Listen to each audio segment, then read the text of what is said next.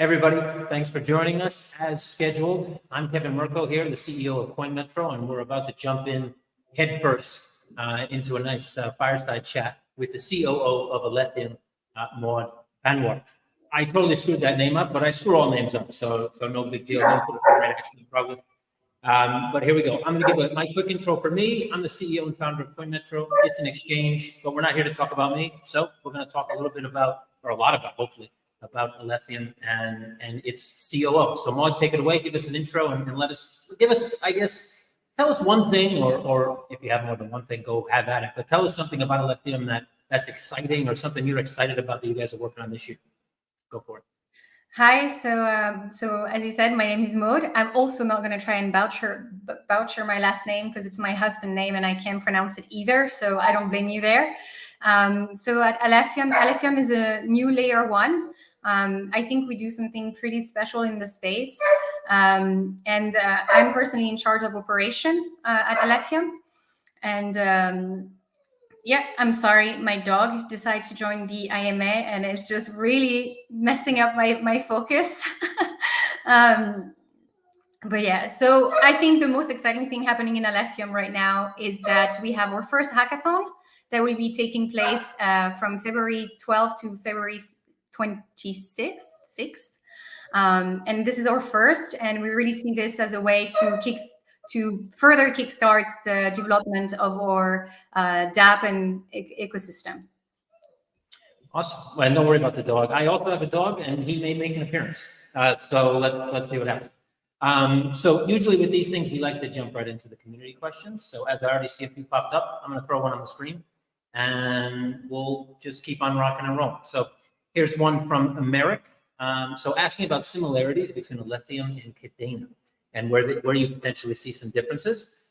Second part of that question, I guess, well, we'll see if you want to answer that one. But do you think Alephium can achieve more than Kadena during last cycle? Not sure what they mean by achieve, but you know, it's your mic, so go ahead and try to answer that. Of course, I think we've had a lot of comparison to Kadena because we are both sharded blockchain, which means that we parallelize, we split the network in multiple chain.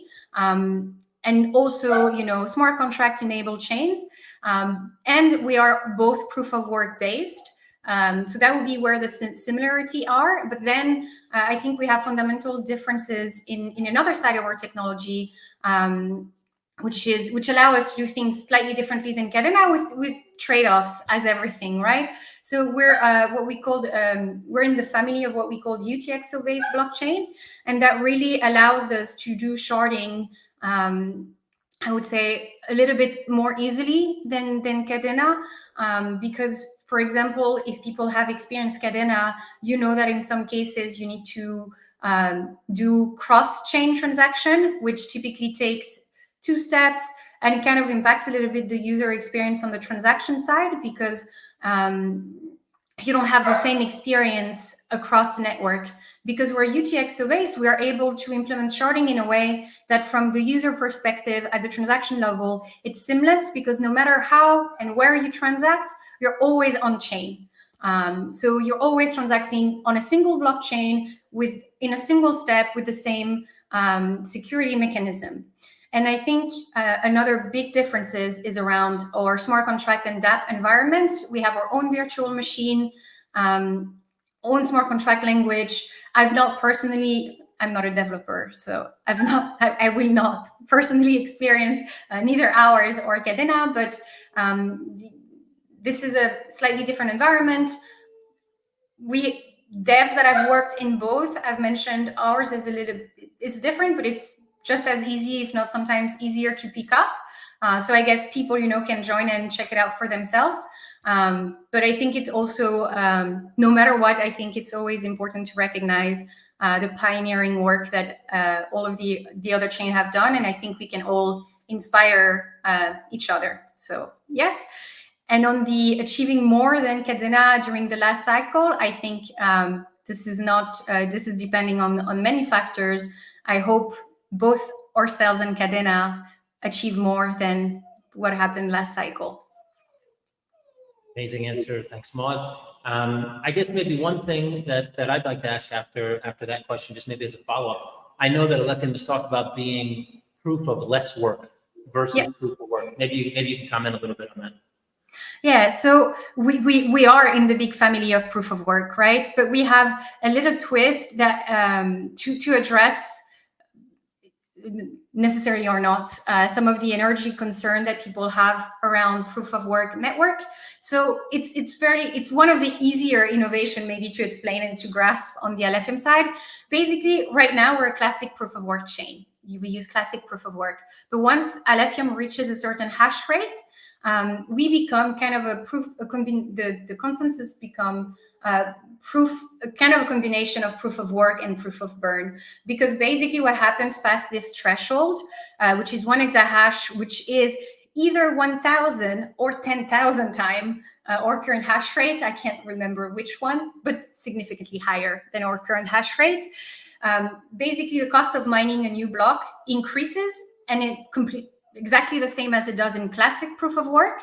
But past this threshold, this cost is now, miner are asked to pay this cost both in computing power and by burning Alephium. So the cost is the same, but it's paid slightly differently. It's paid in combining hash, computing power, and burning Alephium, which, if we ever reach the hash rate and the usage of Bitcoin, this would result in the Alephium network consuming almost 90% less energy than if it was on a classic proof of work model. So it is a significant reduction of the overall network energy consumption. Amazing. And I see a question that actually came in before you gave that answer, but I think it's a nice follow-up from one of our community members. So Jake Owen asking, or just, I guess, asking to explain a little bit more the burn mechanism. As you just mentioned it in your previous answer, maybe you can go on and give a bit more background as to the burn mechanism in general. Yeah, so there are several instances in which burning mechanism are involved. So right now on Alephium, all the transaction fee are burned. So that is one of the burn mechanism. And of course, the second one is the one we discussed before, which is proof of less work, where past a certain hash rate, then miners are required to burn upfront to be able to mine a new block, in addition to providing computing power. Obviously, then and those are kind of like native burn mechanism, but then of course you can also implement additional burning. For example, if you create like a burn addresses, and then then you can can leverage burn mechanism in other places as well. Very good. Thank you for that. All right, let's see. So we have another question. This is specific to, I guess, a recent or upcoming update. What about the Roan upgrade? What will it do for transaction speeds? So from Michael. Yeah, so the Roan upgrade will be our second network upgrade. With the first one we had back in March 2023, that was more focusing on facilitating the developer experience on Alephium. So this network upgrade is planned for Q1, early Q2. And I think one of the most exciting features that people are looking at is block time reduction. So right now the block time on Alephium is 64 seconds. And we will reduce this block time by 4 with the next network upgrade, taking it all the way down to 16 seconds. So from a user perspective, it feels like the transaction are confirmed faster. Yeah. Okay, well, that's a significant upgrade. Anything that gets 4 times faster is a good deal. That's for sure. Give me 1 second. So actually, I'm going to run to this one first. By the way, guys, if you're asking a question and I skip yours, I'm going to come back to it. I'm just trying to go with the flow of the questions, and I want to make sure that we don't jump back and forth to the same topics. So here's a question coming in. So how will proof of less work affect mining pools? So I'm by no means a mining expert, but typically I honestly, this one I can't answer in a way that would be accurate, but I think it can easily be abstracted at the mining pool level in the mining pool implementation. So I think, but please here, take me with a grain of salt, and I will confirm later. But I think like with a simple change in the mining pool implementation, this can be totally abstracted and managed by the pool. Yeah, absolutely. I would. So wait, I have my informants while I speak that tell me that it wouldn't impact the mining pool, basically. So probably what I said before. Yeah. It makes no sense. I was simply going to say that speeding up the chain will definitely affect the mining pool to something good, but will affect the mining pool much more than anything that has to do with proof of less work, if at all. So I guess no effect. So that's good. All right, going to jump to this one from Jack. So what's your favorite app that's been built so far on Alephium? I mean, I don't have a favorite. I think I like them all, but especially because they are the first one. I think all of them have been tremendous. Had a tremendous impact on the ecosystem. I think Ayin is our first DEX and was also our first app. I think maybe this one is because of that status is really significant. But we've had an NFT marketplace called Dead Rare as well. We have a decentralized lottery, a decentralized betting DApp. There is a launchpad being built. I think there's also a mixer, additional betting games, and many more things to come. So, I mean, I would say I have liked. I minted my first NFT on our NFT platform, and I kind of collected a few of those early NFTs. So I do look fondly on that first experience. Very cool. Everybody remembers their first NFT, I think. Maybe not fondly, but hopefully you didn't spend a ton of money on it when you bought it, and now it's worth 90% less. Not you, obviously, Maud, but anybody who might be thinking now about that first NFT. So I'm getting a report. There's a bit of echo on my mic. So I just adjusted it a bit, but so hopefully it's a bit less. Problem is I'm in literally an empty room. So I moved locations to a place there is no furniture, and between sorry. You found a chair since we last spoke. I would show everybody what I'm sitting on, but it probably wouldn't do anything. It wouldn't do anything for our viewership. I'm sitting on a table, and my laptop's on a kitchen counter. So there you go. But you got to make things work. I improvise with it. And that's it. So if there is a bit of an echo, I apologize. There's not much I can do. It's like concrete ceiling, concrete floor, and no furniture. So we'll have to make do with what we got. Okay, so I'm jumping in with Marshall. Has a question about when is the next network upgrade? I guess that's the Roan upgrade. When is it planned? Yes, so end of Q1, beginning of Q2. This is the current target. Awesome. So very soon, within the next few months. Okay, going to pop this one up on the screen next from Hexa. The team has been focused on development for the past few years. It seems the ecosystem is mature enough to be put out in the world. Will Alephium focus on marketing and promotion as well this year? Yes, of course. I mean, in crypto, people always we've been doing marketing and promotion since we launched. Obviously, now that the ecosystem is more mature, we can invest more because the return of investment will be obviously way more, because now if people come, they have something to do. So obviously we will invest more and continue also what we've been doing so far that has been working. I think I mentioned earlier, I think the hackathon is a first big initiative that is both an ecosystem growing and a marketing initiative. So we're really looking forward to this.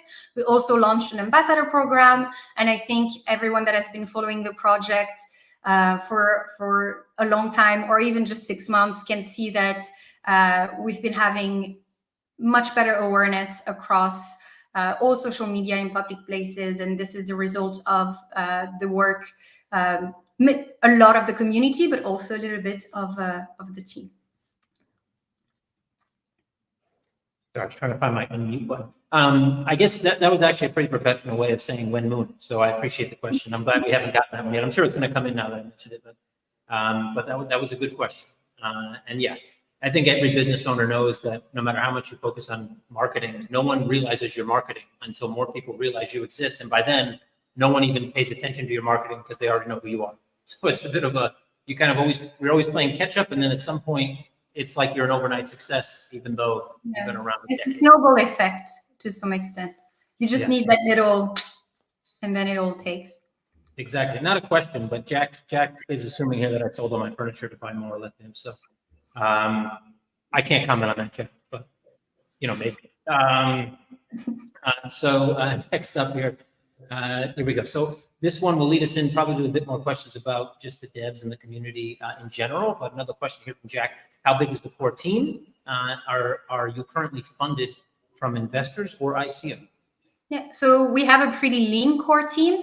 We have, I would say, we have 14 core contributors, but not everyone is full time. So kind of in full time equivalent, that's like 10 full time equivalent.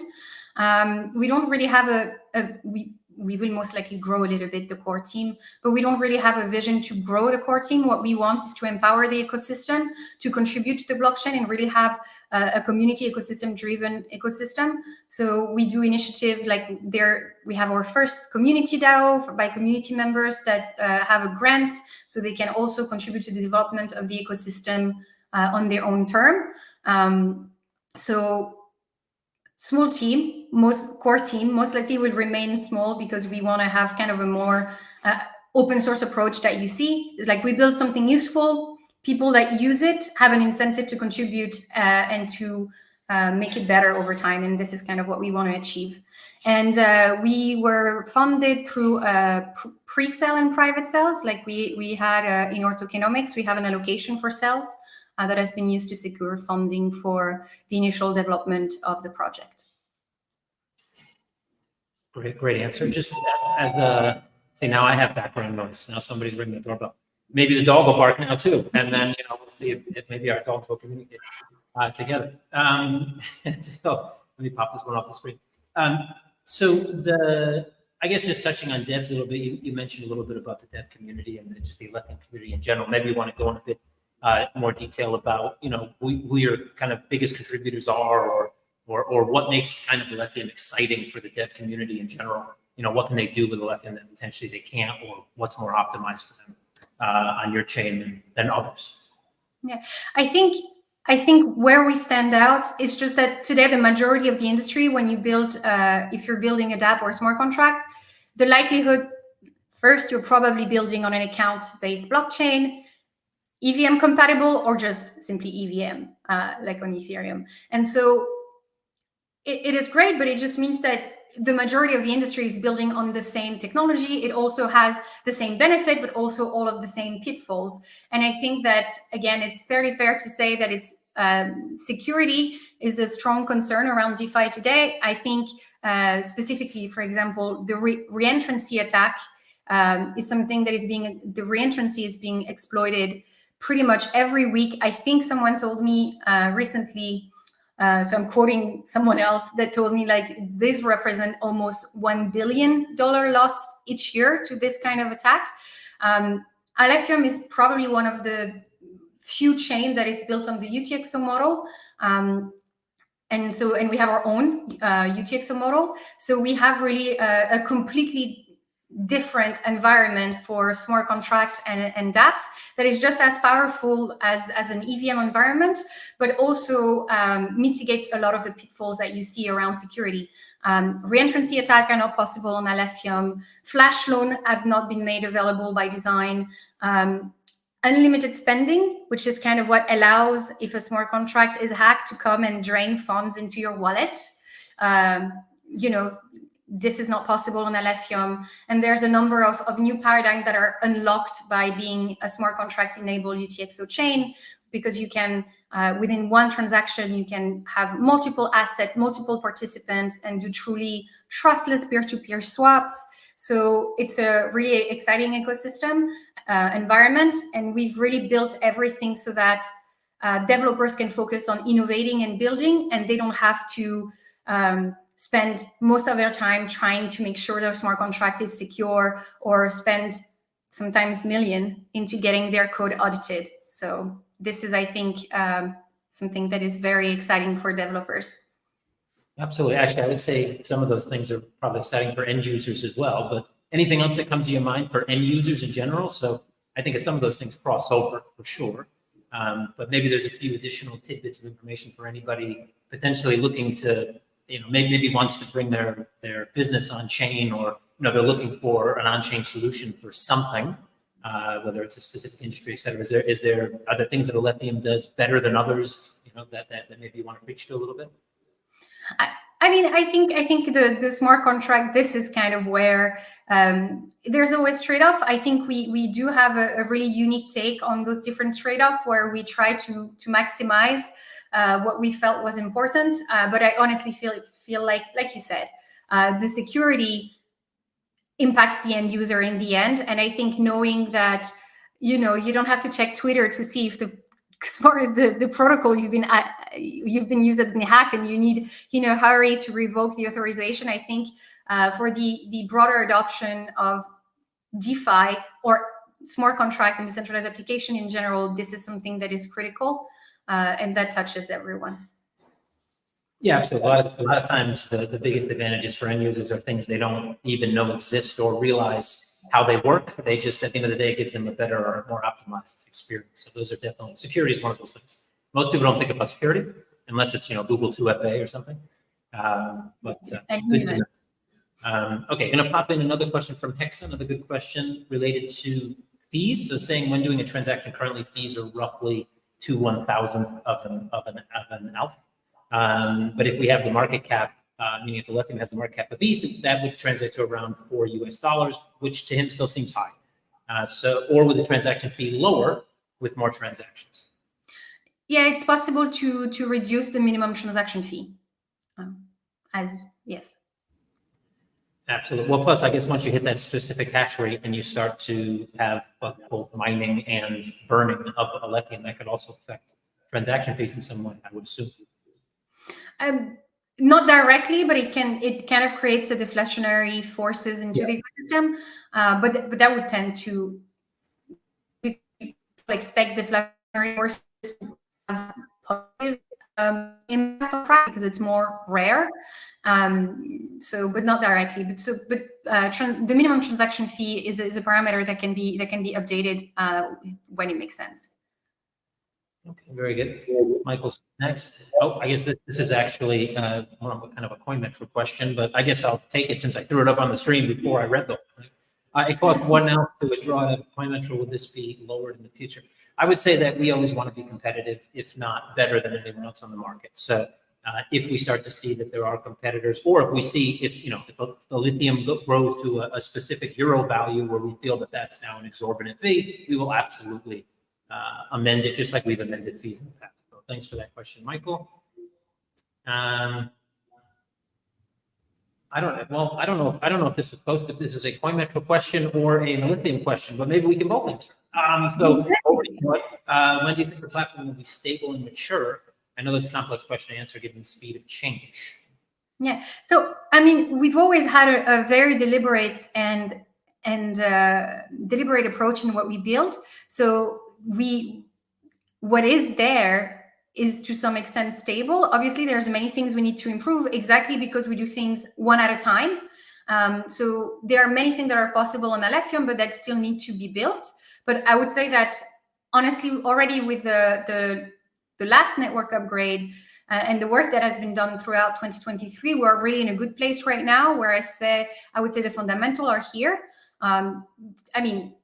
So it really depends on how big of a scale you're looking at. We're still an early ecosystem. There are still building blocks to be there. But what is there, I would say, is stable and mature, but still need to continue to evolve.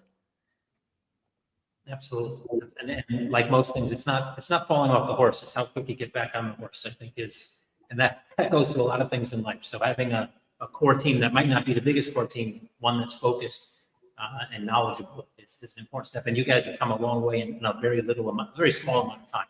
Yeah, and I think what you said is something told me this today, and I think it's very true. By being smaller, maybe to at the scale at other layer one, it also forces us to focus on what's really important and to not disperse ourselves and to do what we do really, really well. So it's I've made this mistake in business more than once, but a lot of times you think you need to be good at everything. In reality, if you're really good at one thing, that's going to make a difference and bring you market share.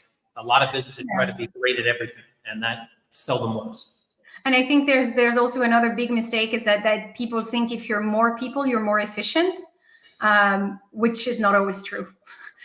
It's often not the case, at least not at first.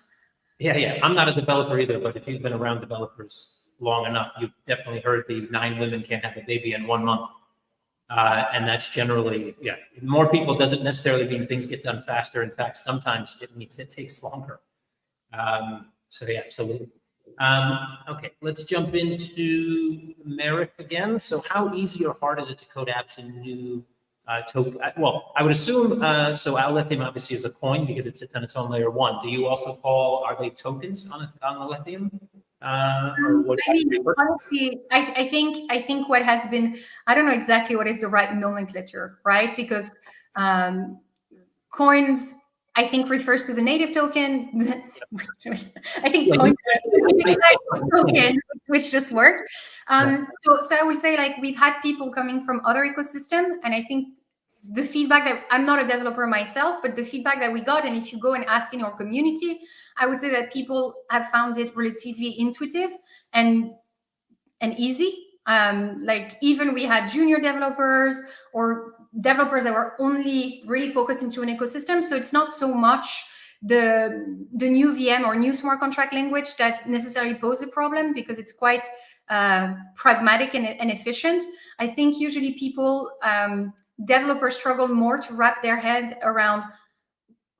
First would be the sharding aspect. I think this is something that is not implemented in a lot of chain, and or sharding is slightly different from the one that people know. And then the second part would be sometimes the UTXO model, which is kind of the accounting mechanism of the blockchain. This is, again, so not the majority of the industry, that people are not really familiar with this. So I would say this is more that part that sometimes people need to wrap their head around, rather than actually coding smart contract and things like this, because we've made it a very intuitive environment. We have a very advanced SDK that is in TypeScript, JavaScript, which are well-used language across the software industry. So I would say relatively easy compared to some other layer ones that are known to be complicated. Yeah, and this is the Ralph language. Is that the name of the language you guys? Okay, yeah. Good. What is Ralph? Is it an acronym, or is it, or the guy who wrote his name Ralph? I mean, when we were a much smaller community, we organized a community naming competition for our virtual machine and our smart contract language, and there are some, to some extent, not fully, but the half language could be seen as kind of a subset of Rust, because it has some component of the Rust syntax. It has other things from other languages as well, but because it had some similarity with Rust, people took the R and then Alf from the token, and it kind of made a fun name, Half. And then the virtual machine is actually called Alfred, because it's kind of like Alf and then Alfred, like the butler in Batman. So that was kind of this is the result of a naming competition in the community, which I think went well. This is not. Yeah, I always like the origin of names. In fact, it's probably anytime I've ever created a company, it's probably one of the things I enjoy the most. And usually the stories are never what you expect them to be, but it's so Rusty Alf. All right, that's unique. Rust and Alf. Okay, actually makes a lot of sense. I thought either it was just a guy named Ralph. I don't know. It was a full acronym, so awesome. Let's see. So from Merrick back to Merrick again with a question. I think we touched on promotion a bit when it comes to just marketing in general, but this one just pinpoints a little bit more. So do you have to promote Alephium to developers that would potentially add new apps? Yes. So, I mean, we've been doing there are several things. There are things that we've done from the start, which is we try to promote and increase awareness of Alephium within kind of like-minded communities, either people who share, either communities that share technical similarities, because then it's easier for people to kind of discover Alephium because they are familiar with at least part of this. So we're very involved in what is called the UTXO Alliance. We've also done actually a lot of things. Usually it's been coordinated by Flux, which is a proof of work project, and they kind of organize a lot of things around proof of work layer 1. So that gives us exposure across developer communities that are already active into ecosystem that have similar technologies than us. From day one, we've had a grant program for developers that they can apply to build on Alephium. We also kind of have a reward and bounty program as well. I mean, obviously the hackathon is a big thing. And I'm trying to think if I forgot something, but I think kind of that covers most of what I wanted to say. I felt I had something else, but it kind of escaped me. So maybe I'll come back later. If it pops into your head at some point, just let me know or let us know. Well, I think in general, when you look at most layer ones, hackathons are usually always a big deal because you get exposure both from the developer side, but also people interested to see what the developers are building. And that includes other developers that didn't make it to the hackathon. So just to see if there's something interesting that they potentially can scale or whatever on your chain. So I think that covers the basis for the most part. This one's just a comment, but I'll throw it up. Staking alpha on Coinmetro would be nice, Kevin. Yes, it would. I agree with you. It would be nice. I would just say that passive income for us is a big thing, and our goal is to have some form of passive income on every asset. And so how that will work with alpha, well, I don't know yet, but potentially me and Moore can figure that out as the agreement or the partnership between our two companies grows over time. So we'll see. I'm sure there's exciting things to come. That I'm sure. Okay, so question from Jack here. Have you had any interest from any specific industry, finance, gaming, et cetera, to develop an app or develop apps or dApps on Alephium? And would you work with them, or are you planning to step back after creating the open source tool? So, I mean, right now, we think really what we need to do is to build the foundation in terms of helping people build on Alephium. We've built some proof of concept of dApp, and we'll continue to work on building proof of concept to illustrate use cases into Alephium and also facilitate onboarding of new developers, because they can look, this is how a Uniswap v2 implementation looks on Solidity EVM. This is what a Uniswap v2 version looks on Alephium. So it is the transition, and it facilitates, and this is something we want to continue doing. The part I don't fully get from the question is any interest from industry. Are we talking about traditional industry? So typically, no matter if it's like the traditional world, the non-crypto world, or the crypto world, if someone wants to develop an app on Alephium, we always try to support them.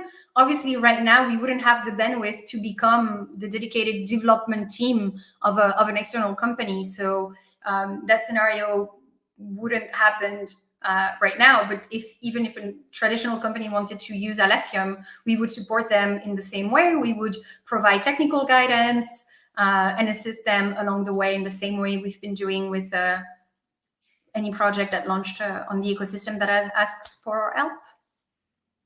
Amazing. That actually, so I always have a question. Usually, I'm a big layer one fan, so I like layer ones. I think I've talked about for years about an upcoming, let's say, protocol war, like we had with databases decades ago, where there was an assumed winner, i.e., someone who's going to take the vast majority of market share, and then there's a bunch of other competitors, and over time they kind of find their niches where they might be more successful. Right, so whether that be just similar, not similar to the question, but let's say finance, gaming, etc. Right, so finding the niche. Is Alephium, generally speaking, have you had conversations internally about building that you're focusing on building specific things, not in a specific way to service a specific client, or are you generally just trying to become, let's say, one of the more agile layer ones and support a wide raft of different applications? So really, Alephium has been built really for smart contract, decentralized application, and token. If I give an example of what it's not optimized for, it's for data storage. But like, for example, there are other chains that if you want to store a huge amount of data on chain with a lot of Oracle and things like this, is like it's the opposite. We want to make sure that we don't bloat the protocol. So for example, Alephium has not been optimized for that kind of use cases. Right now, if you look a bit critically into the space, what is clear is like the use case that has the most adoption on the blockchain space today is DeFi. Anything finance related. Of course, NFT, art, gaming also have, but not to the extent that DeFi has. And even some would argue that even on the gaming space, adoption only lasts as long as it is profitable for players to play a lot, or at least this is one of the, not for everyone and not for everything, but at least this is one of the pitfalls that people see. So obviously, because DeFi is big in the entire space, Alephium is actually really good for DeFi specifically, one, because it's one of the biggest use cases right now in the space, but also when it comes to money, security, it touches people in a way way more intimately than any other space. But I would say, if I can give an example of use cases that Alephium is not optimized for, is for huge data storage on chain. This is not meant for this. It's really for, smart contract token decentralized application. Well, it makes perfect sense that if you have a massive, either massive block size or just a bunch of information flying up the chain, it's not going to be that fast. And if you're trying to get the financial market on board, you need to be fast. Obviously, accuracy and all that stuff is also a big thing, but being fast, especially if you're taking on world markets, you need to be fast. That's for sure. So it makes sense. Thank you for that. Appreciate the answer. I'm going to throw this one out. Feel free to answer, not answer, but here we go. Juan, I figured we'd get at least a couple questions like this. I filtered out a few of them, but I'm going to throw one out there. How do you explain the sharp rise in price at the start of the year? Is there a correlation with the market, or is it something extra at Alephium that has brought about this increase? Yeah. So one thing I do want to say is that for us, price in itself is not something we really, it's not that we don't care about it. It's just that it doesn't change what we have to do. So this is not necessarily, of course, through positive price action and positive market movement, to some extent, it does bring a correlation to adoption and awareness. So to this extent, this is something that is relevant. But for us, what we have to build remains the same no matter what happens on the market, whether it is positive, it is negative. What we have to do on every day is kind of the same. I mean, I don't have a crystal ball, right? I don't see everything. I would say that there are many things that happened at the same time. I think everyone has noticed a more positive sentiment into the market the past few months. I think proof of work layer 1 has been a narrative that also has taken a bit of hold in the space as well. So there's, for sure, we're not the only one in the space, right? Many projects also have experienced a similar price action or price development or market development as we have. I think probably if I had to kind of pinpoint a catalyst, was when we released our bridge. So this is also a decentralized application available on Alephium. We have a bridge. Right now, the bridge is to Ethereum, but can be deployed to other chains. And that allowed us to bring stablecoin into our ecosystem, because we're a small layer 1, right? Native stablecoin, USDT is not going to be issued natively on Alephium just now. In the future, maybe, but not right now. So the bridge allowed us to bring stablecoin and other assets that exist into the Ethereum blockchain into our ecosystem. So that also made our dApps, the dApps of our ecosystem, a lot more attractive for people, because our DEX now has stablecoin as well. And on the other end, the flip side of this, it also allows people to bring Alephium-based asset into Ethereum, and people have been bridging Alephium into Ethereum to trade it on Uniswap, and we've seen a pretty significant adoption of trading on Uniswap. So I think that also made the token, the coin Alephium, more accessible to a broader audience. But it's crypto. Sometimes you just don't know.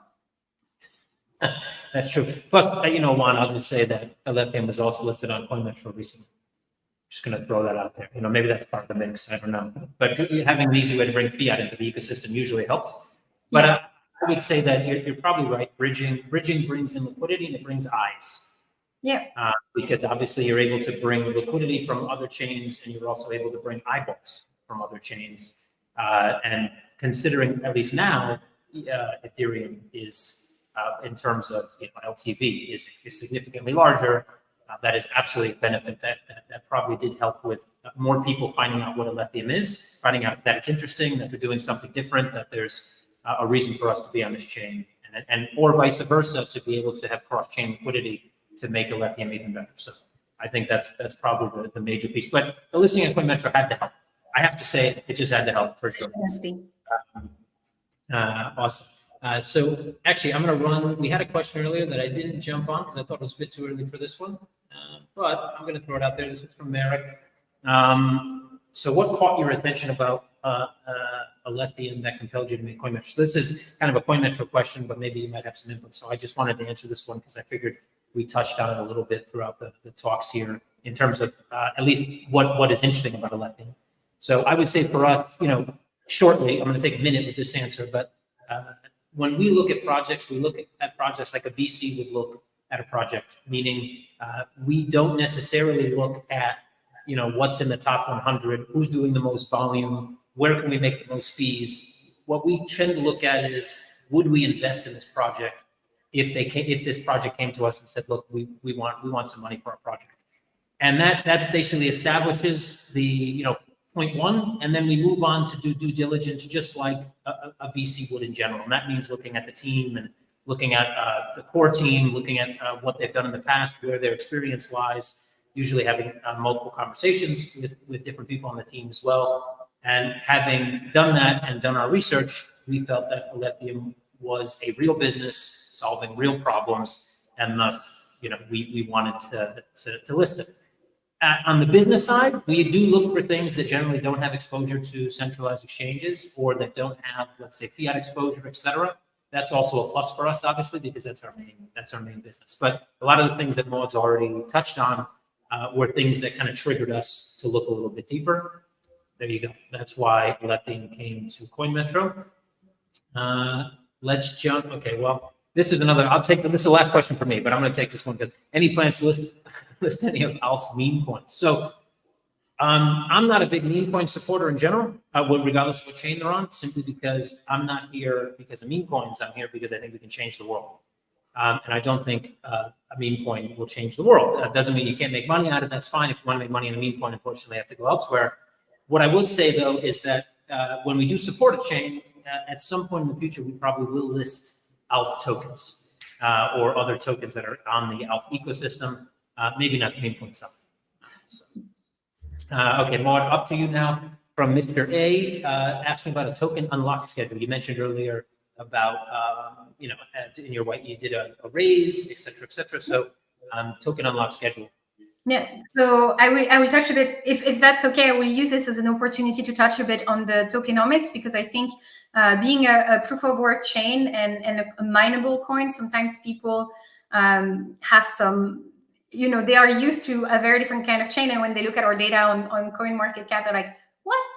The supply? So I will touch on kind of the tokenomics and include the answer to this question into this. So the Alephium blockchain has a finite supply of ALF, which is 1 billion.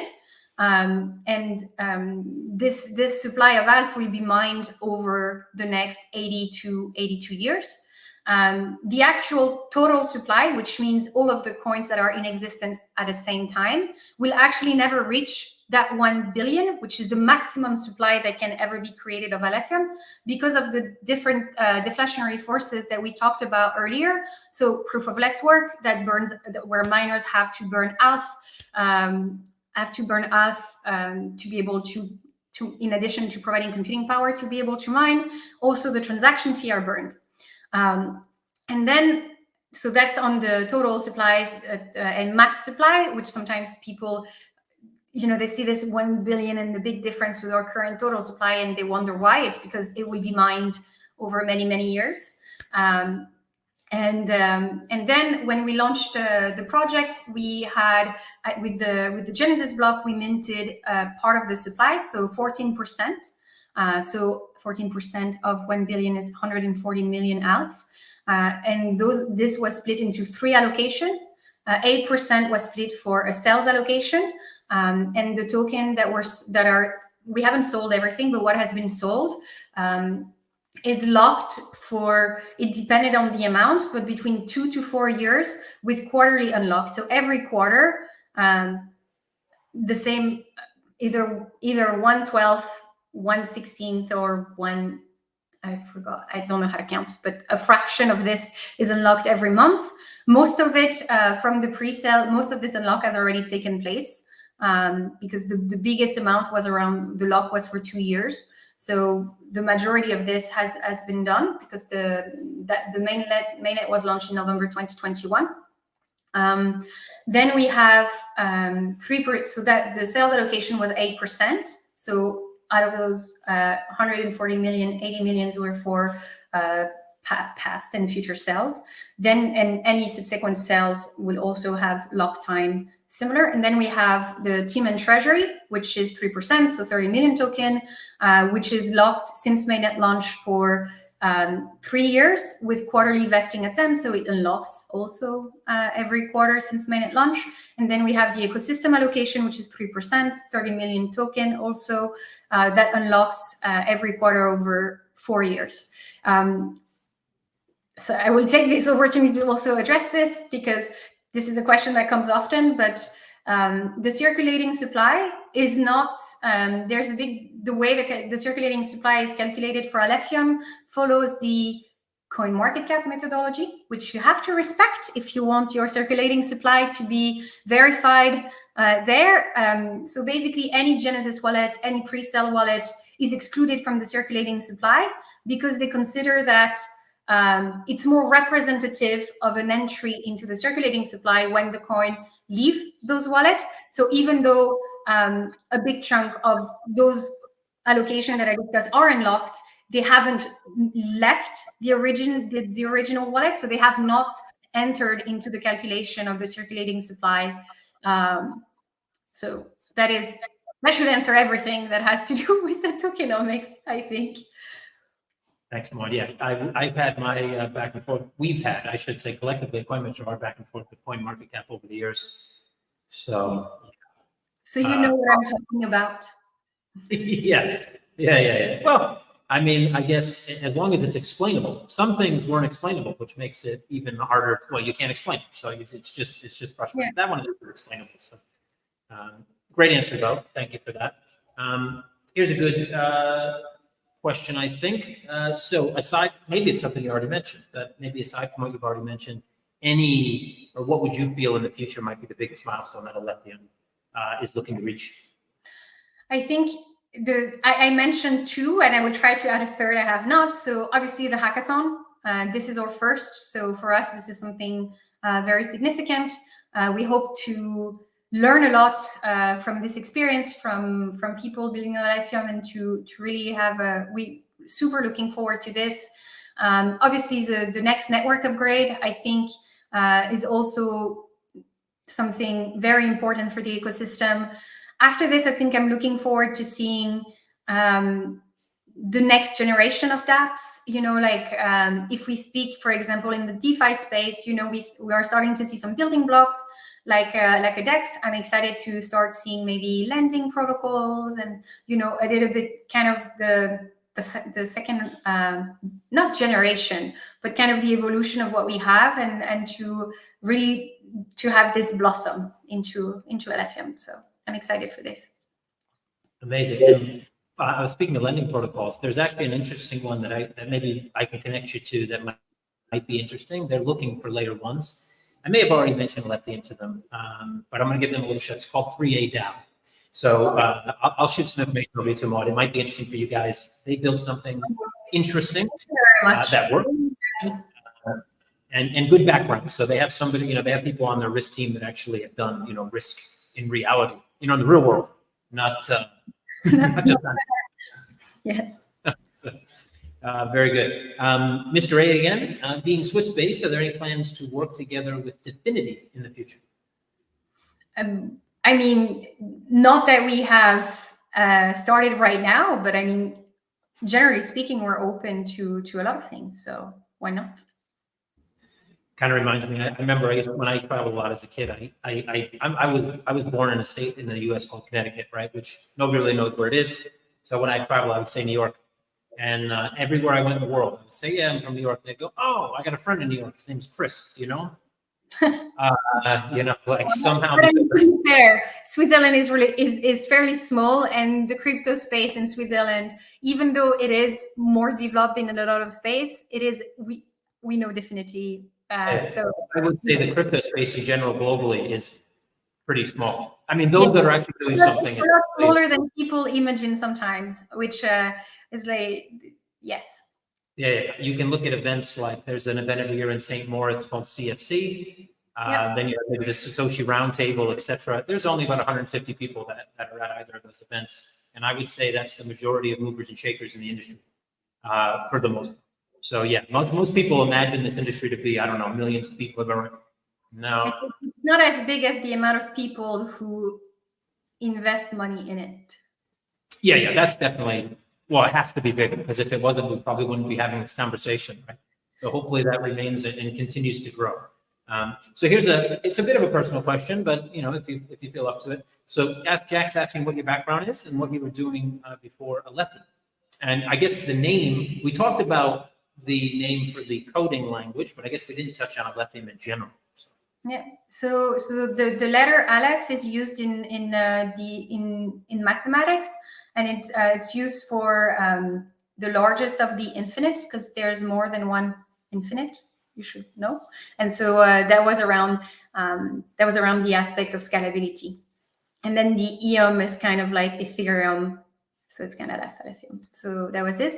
And my background, I mean, I studied chemical engineering, but didn't finish. Realized I hated chemistry after, you know, when I had to do it 40 hours a week.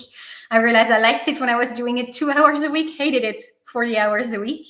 And then I started working. I did 1 year of business school, also did not like it. And I started working in startups. I worked, this is actually where I met the core, the founder and early core contributor to Alephium in the first startup I worked on, which was called Best Mile, which was around self-driving cars. So, I mean, it wasn't the self-driving car autonomous vehicle industry.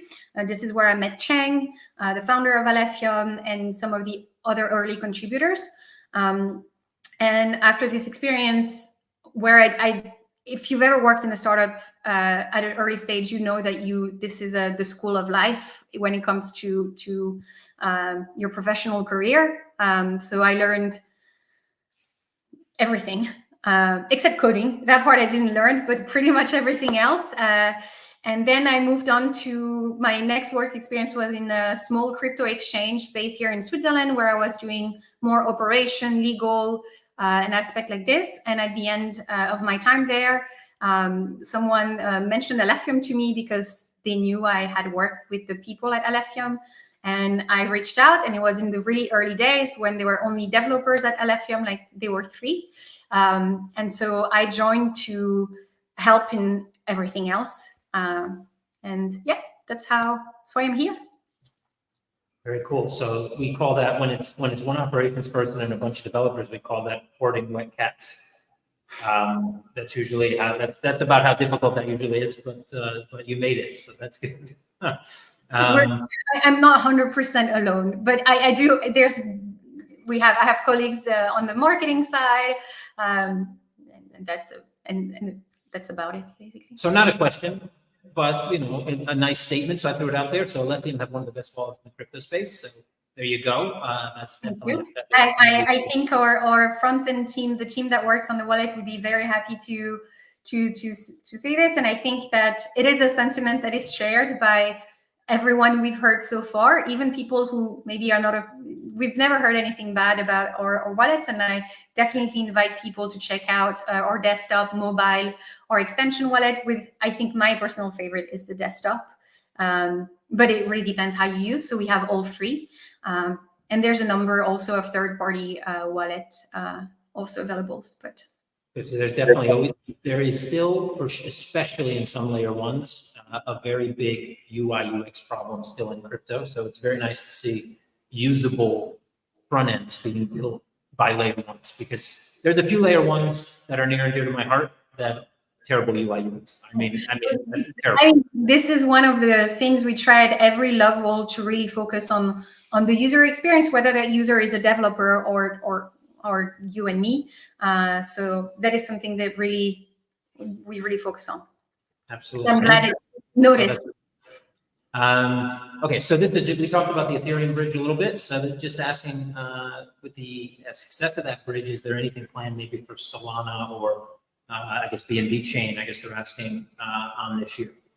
Yeah. So our bridge is a fork of Wormhole, which is a well-known and maybe probably the bridge with the highest TVL or one of the most used bridge in the space, which means we can easily expand the bridge to other chains that are supported by Wormhole, Solana and BNB being some of them. So it is on a roadmap to add chains. I would say definitely the priority is first the network upgrade before this. Very good, but good to know. And I think there'll probably be more bridges, I imagine, in the future. I mean, that again, those things are kind of fundamental, I think, for later ones, and will become more fundamental as, building systems that can interact cross-chain and et cetera, become more and more of a thing as more and more industries, use different chains for different reasons. So good to know. This one, I think you already answered this, but because someone asked it, maybe they came in late, so maybe you can briefly answer it again. But how come different websites show different market caps? For those who were here, Maud already explained that CoinMarketCap has its own methodology. Yeah, but that one is actually an even different nuance. So okay. Because DexTool only show the part that is only show the wrapped Alephium on Ethereum. It doesn't show the native Alpha and this entire thing. So both CoinGecko and CoinMarketCap actually show the full data. So it's accurate, taking into account the wrapped Alephium and the Alephium that are native to the ecosystem. So specifically DexTool and a lot of this tool showed something different because they only look at the wrapped Alephium. So that is why. Yeah. And generally, each of these, even CoinGecko and CoinMarketCap, have different formulas by which they calculate certain things, and they look at specific wallets on how they calculate certain things. And thus we get different, which, shouldn't be that way, to be honest. We should have a standard, but we don't yet. I'm sure one day we will, but that's not. I think maybe I'm saying something wrong, but I think at least between CoinGecko and CoinMarketCap, it should be the same. I think so. But I would say CoinGecko has more. It supports more of the exchange that we are available on than CoinMarketCap. So. Okay, so at least liquidity might look different between those two, or put it on. Okay. Okay. Now this one. I think this. Well, anyway, I'm going to read the question first. So, why are you based in Switzerland and not some other place than perhaps where authorities and regulations might be more advanced, like the USA, like many of it? I would say that regulation doesn't really touch a layer one, at least if you're talking about financial regulation. It does, but I wouldn't say that the US regulation is more advanced or at least more friendly to crypto. I think it's quite the opposite. So first, or at least the US is definitely a driving force into crypto regulation all over the world. Even if you're not in the US, what the US does with regard to crypto does impact you. But I would say Switzerland is a way more friendly for crypto projects than the US. And there are some, while obviously there's a lot of things that are still being worked on by regulator. I think in Switzerland we have probably one of the most clarity, still not enough, but one of the most that you have in the world, and with regulator and administration alike aware of crypto. I mean, they are canton, so it's kind of like state. We have state in Switzerland where you can pay your tax with crypto. So this is very much a crypto-friendly nation. And so why we're based in Switzerland is because the early core contributor are in Switzerland, but it's also a very crypto-friendly nation, and it's also a very innovation, like tech and innovation country. There's a lot of big corporation and tech, very international. It's at the center of Europe. I think there's a lot of international talent, so it's really a great breeding ground for innovation. So we're very happy to be in Switzerland, and we want to stay there.